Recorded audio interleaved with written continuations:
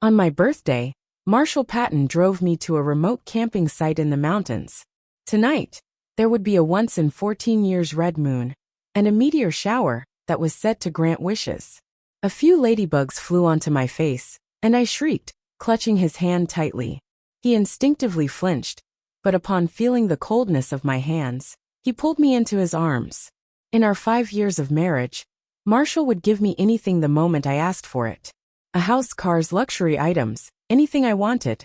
People would say they had never seen a man love his wife so much. They spoke so confidently about him that a small part of me even started to hold out hope. So at my celebration party, fueled by a bit too much alcohol, I boldly leaned against Marshall's shoulder. "This year, I want to spend my birthday with you. I don't want any parties. I just want you to be with me." He froze, looking stunned. And it wasn't until the mood in the room turned awkward that he finally agreed. I didn't have the energy to care if his tone was reluctant or resigned. My heart was full of joy as I eagerly waited for the night to fall. But as soon as the sun set, his phone rang. The signal in the mountains was weak, and all I could hear was the crackling of static, followed by a few sobs that sounded out of place. "Marshall, I'm scared. Where is everyone?" Crystal Payne's voice came through, amplified, and Marshall's face immediately hardened. The signal cut off abruptly, the static disappearing, leaving only the sound of birds flapping their wings. My hands grew cold again. I reached out to tug at his sleeve, but he pulled away and lifted his phone high, searching for a signal. I stood frozen in place as he frowned, dialing again, too absorbed to even look up and explain. Sighing, I grabbed my coat and got into the car. In the distance, I could just make out the faint twinkling of stars, but Marshall didn't care. He pressed down harder on the gas. When we reached the base of the mountain, I stubbornly got out of the car and checked into the inn I had already booked. Late that night, wrapped in my coat on the balcony, I finally got a signal on my phone, and my mother's calls started flooding in. She had never called me before, not even that night when I had nearly died from the pain of a miscarriage in the hospital.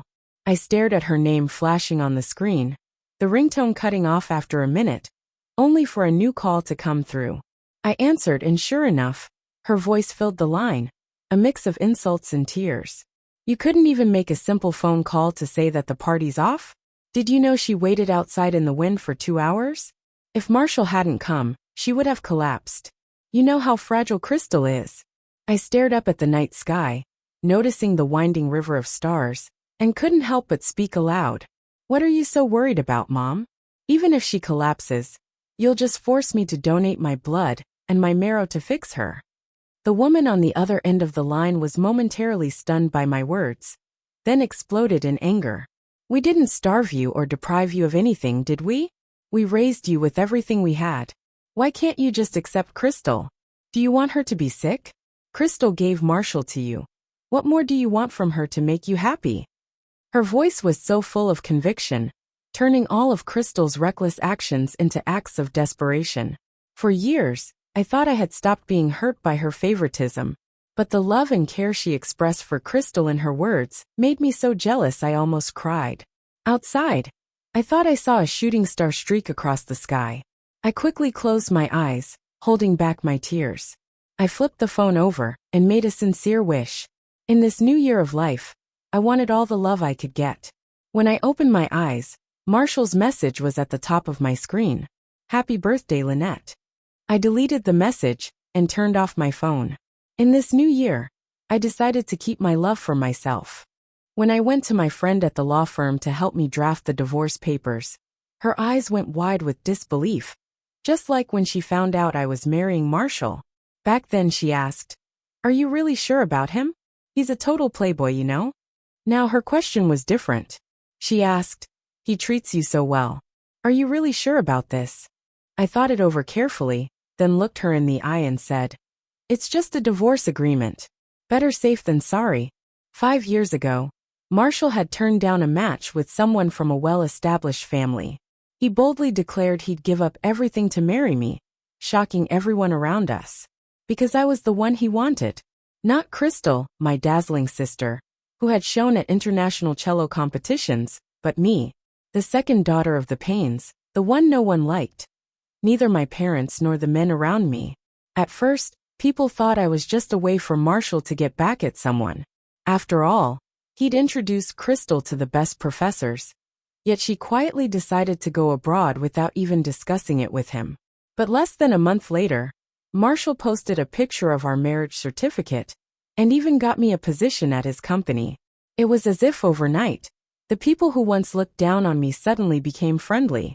Even my mother, who rarely paid attention to me, softened and helped me get ready for my wedding, personally styling my hair.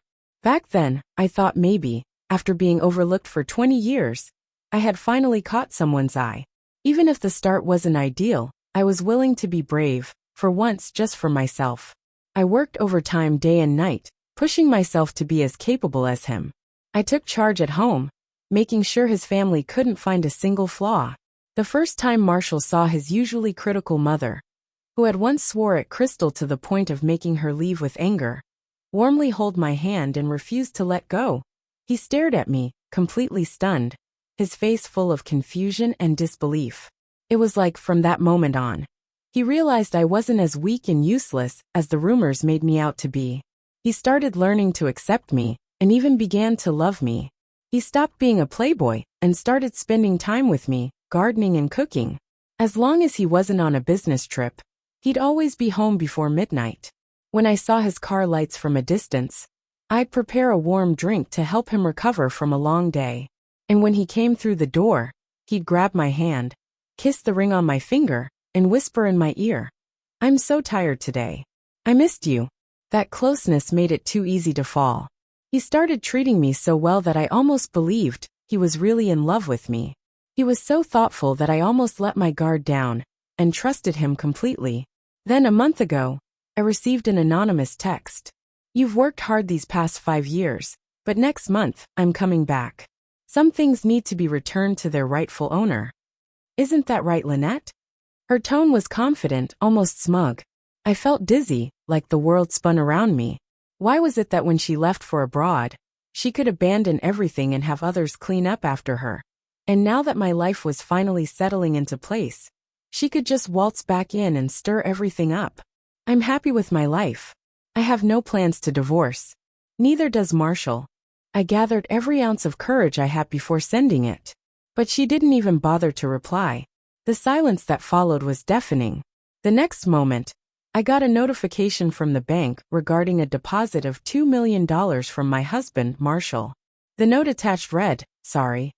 In an instant, it felt like a bucket of ice-cold water was poured over me, snapping me awake. Of course, without his approval. How would she be foolish enough to send a provocative message to my phone? Just like Marshall, she valued her pride above everything else. So proud that she could boldly interfere in someone else's marriage without a second thought.